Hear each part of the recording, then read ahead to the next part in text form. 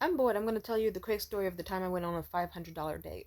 Now, mind you, this was about like last December, and I remember out of nowhere, like a bunch of people were like, "Hi to me, I want to pay you money, go on a platonic date with me, like 100% platonic, like no sex, just like go on a dinner date with me and see how that goes." I have a more interesting story, but I guess this one we can rip the band-aid off of. There was this guy, he seemed suave, he seemed relatively cute, his profile said he was 49, and he didn't look bad for his age, like salt and pepper gray hair. He looked kind of sexy actually, and he seemed to dress very well. And I remember that the night before I went on a date with the guy who would eventually be my boyfriend, who I broke up with this summer. Fuck that guy. But let's just say I was out late, and so I remember because I was out until like 2 a.m. with this guy, I woke up like the next morning, maybe like 30 minutes before our date was supposed to start, and I was like, oh shit, because I was like, oh shit, my braids were even fuzzier than they were now, like even more so, like damn. And I was like, shit, and I have dark circles that are like really, really prominent. And fuck, the food last night is giving me acne. Why do I have big ass zits on my face right now? And I couldn't find my makeup. It was lost around my bedroom. And I tried really hard. I was like, fuck. I was rushing around the place, but I couldn't find multiple things. I couldn't find my bra. I couldn't find my push-up bra, which and like the dress I had on last night, like it did look great on me, but I really, really, really needed a bra for it, and somehow that shit vanished overnight. I don't know where the fuck it went. And then I managed to like oil myself up really nice and good and look nice and shimmery, but I didn't get to shave my arms and legs, and I couldn't fully find my lip gloss if I recall correctly, or maybe I did, maybe I didn't, but I think I did put on a little bit of lip oil. But I thought to myself, "Fuck, I look like the fucking crypt keeper." But let's try this out. Let's go. I couldn't put mousse on my hair and like flatten it down because I didn't have time. So I just tried my best to tie it up a little bit, and I couldn't find my jewelry, my good expensive jewelry, so I had to wear my cheap shit. And I was like, fuck, this is the most like expensive date I've been paid to go on in a long fucking time. I don't want to show up looking like fucking clearance. I want to show up looking expensive. But either way, the dude met me outside, and let's just say, I don't know how to explain it. He was like a midlife crisis in human form, but he was wearing it well. I remember, like, I think he had a compressor or some sort of exotic car, like some sort of sports car, and he was leaning against that shit with his little, like, I forget if they were slacks or skinny jeans, but they fit way too damn tight. Like he definitely was walking the European style flooding pants look with the black socks and some little black like Italian loafers, or were they brown? And he had a little leather jacket on, and he had like his sunglasses on his face, and he was leaning against his car with his hair slicked back, looking all cool and shit. I was like, fuck, this guy actually does look kind of cool. Like you can tell he's trying really hard to seem cool, but sadly he's also nailing it. Like if they needed a dude in a Darman video to play the cool, suave older guy, he would get the role. He probably would not win any Oscars, but he would at least like garner a few extra 50 views on a video. And I remember the way this nigga like took off his sunglasses, seeing me approach, and kind of had like the sunglasses hanging in the side of his mouth. And then as he got close to me, you see his smile just drop, and he's just like, and he just snarled a little bit, and I was trying to play it off. I was like, I hope. And also, fuck, I couldn't find my heels. I remember specifically that my heels, the good ones, broke, like the super sexy ones that make my legs look long, they broke, so I had to wear my shitty little stumpy shorter ones, and that's not as hot.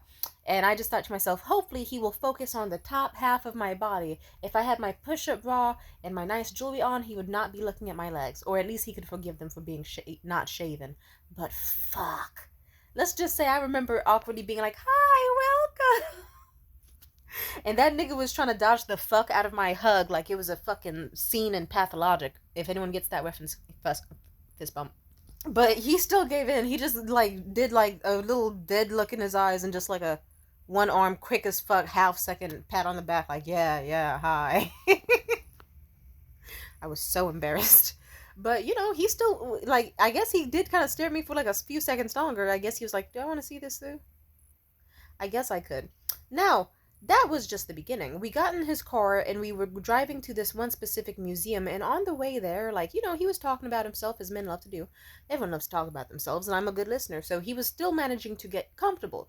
And let's just say I remember the topic eventually became of Cormac McCarthy. And if you don't know about who he is, in a nutshell, he makes a bunch of books. Like, he's an American author from back in the day. If I recall correctly, he made a bunch of books about like how brutal the West was like, especially back in the day, and colonization and death and murder. And let's just say I remember the conversation came up and he was like, "Oh yeah, I've read a little bit of Blood Meridian here or there. Yeah, I really like the story." But I gotta get more into it. I didn't get too far, and he was talking about this, that, and like how he really does like Cormac McCarthy books. Let me just say, imagine you're on a date with somebody, and then there's a book out there. Like, this is from what I know about blood. Funny enough, actually, I'm mentioning this because another date I had that was paid was with this guy named Harrison.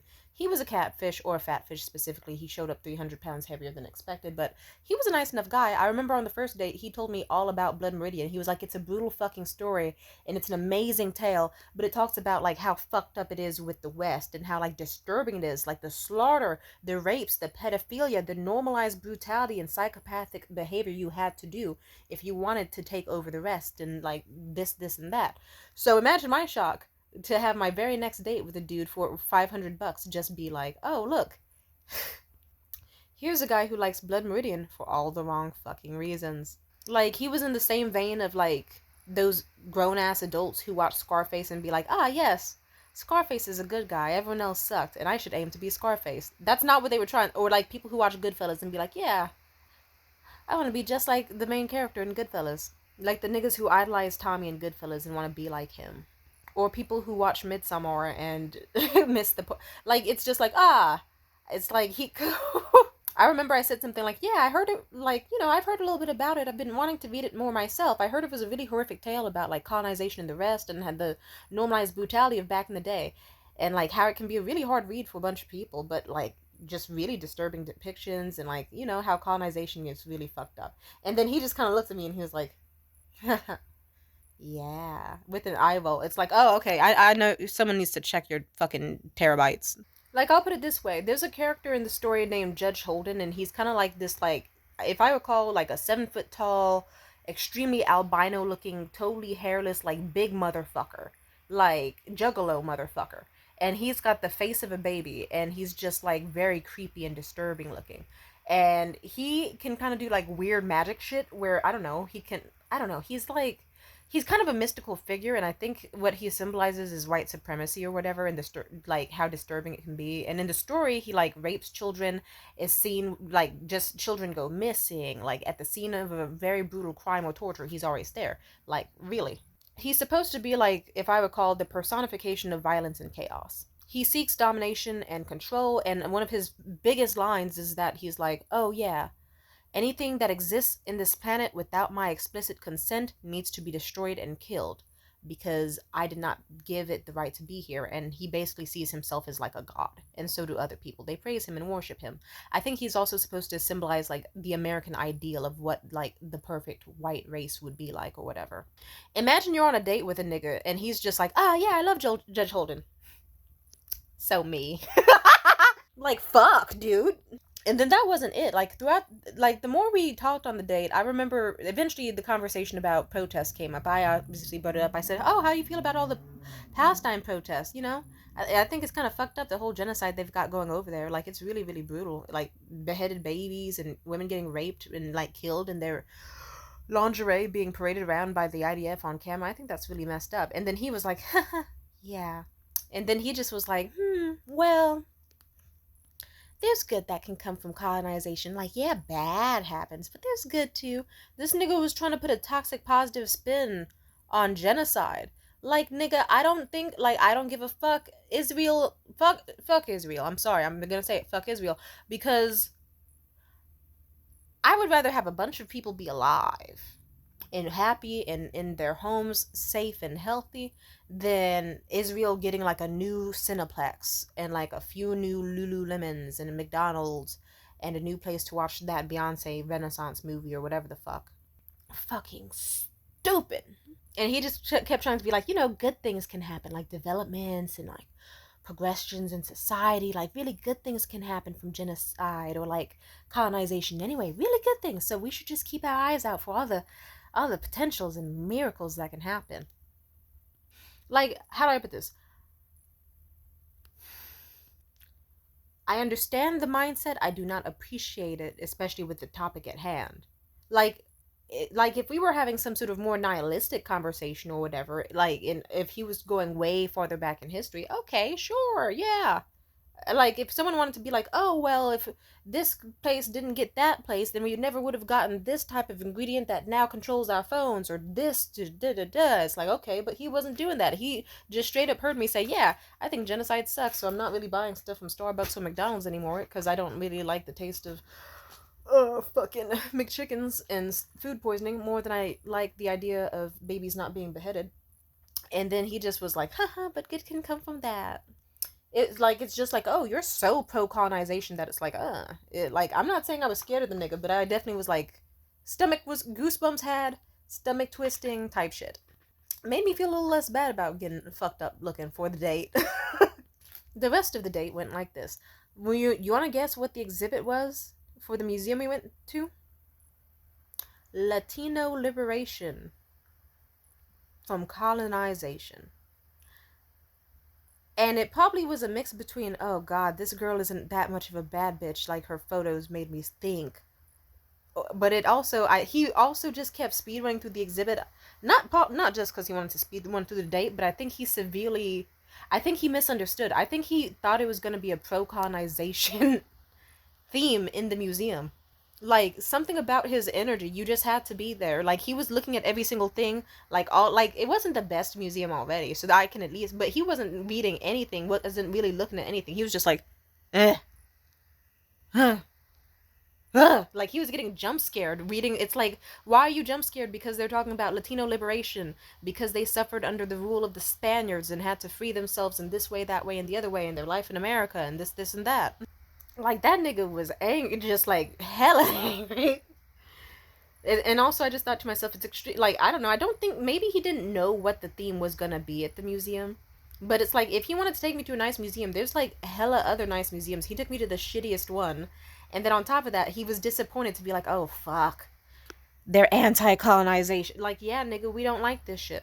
But the place had a really good food spot, so we were gonna eat. He was an asshole. They had really good soul. Oh my god, the food was incredible. And me and him tried to talk more, but it was so awkward because just polar opposites, and also a lack of mutual attraction. Like, fuck. And I remember specifically this man. He got really fucking salty at some point. I want you to guess what this guy's job was. It's so comical. It actually explains a lot about him. He was a real estate agent, specifically for offices. And one of the conversations he had with me was that he was so angry about people working from home and that they need to go back to work in offices because he was losing money. And he actually complained that it's like he had to take less vacations per year because of it. And how before he was able to basically travel any single time he wanted. He could just up and go to Bali or Ibiza or this place, that place, and the other place without any hesitation or any care in the world. Why? Because he was making nonstop money from offices. And how he hated that people were working from home, even despite the benefits for them, because now instead of like 60 vacations a year, he has to take like 16. Womp womp, nigga. Some of us, like, nigga, shut the fuck up. Like, some of us were relying on stimulus checks to get by, and even then we're drowning. And you're like, really? Shut the fuck up. But he kept complaining, and he just was like, yeah, he just had this attitude of like total tone deafness about everyone else in the world aside from his direct goals, and it was like, huh, interesting. I did get to learn about his family, and he has a son at my exact age. And I like how he just did not give a single fuck. Like, he actually, like, he just, I remember he didn't want to talk about his family whatsoever. He was like, oh, I have a wife and a kid, I guess. Yeah, whatever. And he just went straight back to whining. And then the date got very awkward, but I remember at some point, like, we were eating. I got like halfway done with my food or so, and he went to the bathroom. I thought to myself, if he doesn't come back, I am not blaming him because I don't look as good as I could. But nah, he went to the bathroom, and I guess he was like, all right, are you almost done? You want to get a box for that? Which is just his way of saying, I want to get the fuck out of here. And I was like, yeah, sure, go ahead. And he gave me a shit ton of money. And I don't know, something about being able to just go on a bad date with someone and still give them $500. Like, I was grateful as fuck for that money. I truly was. Thank you to that man. But it's like, you have clearly enough money where you're able to just go on $500 per date with like random women, totally willy-nilly, drive the most expensive cars ever, dress how you want, do what you want, and it's still not enough for you. And just I don't like you already have your kid through college and you paid off everything for them. Just I don't get it. I don't like when I meet people who just like already have an obscene amount of wealth and still want more, want more, want more. And instead, like, they don't do anything good with their money. They just kind of sit on it like a little dragon with its little hoard of coins. And then every once in a while, just like a dragon, they'll go for some random young bitch every once in a while. It's like no charity, no, just nope, just pro genocide and wealth hoarding. Ugh. Sorry, I'm still not over the fact that this man who is pro colonization and pro genocide really went to a museum that was anti genocide and anti colonization, and he just was there like with a surprised Pikachu face, just fucking miserable. Like, did you really think there was gonna be a fucking museum in this liberal ass area that was just gonna be like, oh yes, we love what the Spaniards did? We love what happened to the Native Americans. Like, no, fuck you. Like, and also, you're on a date with a black chick. You thought I was gonna agree with you? Wow. Black and Native American. Like, fuck, dude. Anyway, let's just say he drove me home. And I remember that on the way back from the date, he was basically telling me about like, oh yeah, so me and my wife are poly, by the way. We have an open relationship, and he said it in like the way that men say things when they're snitching on themselves. I like there's a specific cadence and tone and like pause they use for when they're trying to hide something. So he was like, oh yeah, me and my wife, we've been together for a long time, and we had some difficulties in our marriage, and it took her a while to get over them, but when she did, you know, I suggested the idea, and it took her a while to really come to the conclusion. But after some convincing, after a lot of now she's all for it, and now we're open, and I get to do whatever I want. And I said, "Oh, cool. Does she get to do whatever she wants to?" And he was like, "Oh no, she just stays at home all the time. She doesn't want to do it. She just keeps to herself. She wouldn't betray me like that. She's very loyal." And if you're wondering what that means, that's just um very very polite way of saying, "Oh, I cheated on my wife." And then after a lot of mind games and emotional manipulation and possible financial abuse, now she's depressed as fuck, but she lets me fuck whoever I want, including women who are the same age as our son. Yay.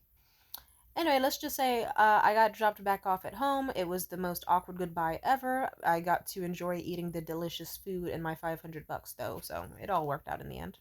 But I just find it fucking hysterical. And then I remember specifically, like a few days passed, and he messaged me, and he was like, "Hey, Tam, that was cool and all, but I think we shouldn't go for that again. No, thank you. I think I'm looking for something different."